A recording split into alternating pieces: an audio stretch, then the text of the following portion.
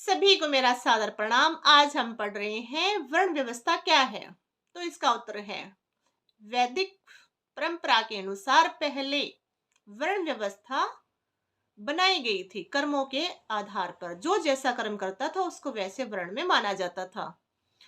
तो वर्ण कितने प्रकार के होते थे? वर्ण 4 प्रकार के होते थे। ब्राह्मण, वैश्य, ब्राह्मण, अक्षत्रिय, वैश्य और शूद्र। तो ब्राह्मण जो शिक्षा ग्रहण करते थे और करवाते थे, और अक्षत्रिय जो राजा होते थे, युद्ध लड़ते थे, और वैश्य जो व्यापारी होते थे, और शूद्र सेवक होते थे।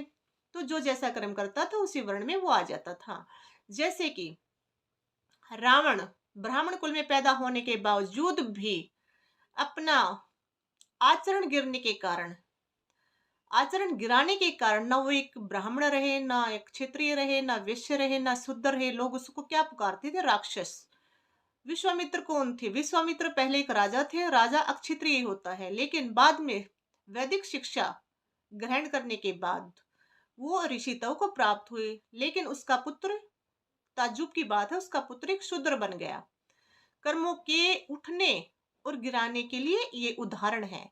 उसके बाद सतकाम नाम का एक वेश्या का लड़का था, जो एक आचार्य से मिला। उन्होंने कहा कि मैं विद्या ग्रहण करना चाहता हूँ, लेकिन मेरा किसी गुरुकुल में प्रवेश नहीं होता क्योंकि मेरी माताजी मेरा गोत्र नहीं बता पाती। तो उन्होंने कहा तुम्हारी माता का क्या नाम है? तो उन्होंने कहा मेरी माता का नाम जबाला है। और तुम्हारा नाम क्या है? मेरा नाम सत्यकाम है। तो आचार्य ने कहा आज से तुम सत्यकाम जबाल के नाम से जाने जाओगे। और वो बाद में विद्या अध्ययन करने के बाद बहुत बड़े ऋषि सत्यकाम जबाल ऋषि के नाम से जाने गए अपने कर्मों के आधार पर। उसके बाद हम आते हैं जैमिनी ऋषि। एक चंडाल के घर में पैदा होकर बहुत बड़ा ऋषित्व को प्राप्त हुए, बहुत बड़े ऋषि माने गए वो। उसके बाद एक एलियस ऋषि एक अपराधी के घर में पैदा हुए, लेकिन वो ऋषित्व को प्राप्त हुए विद्या ग्रहण करने के बाद। तो ये एक कर्मों के आधार पर बांटी गई व्यवस्था होती थी। जो जैसे कर्म करता था उसको वैसे ही श्रेणी में रखा जाता था।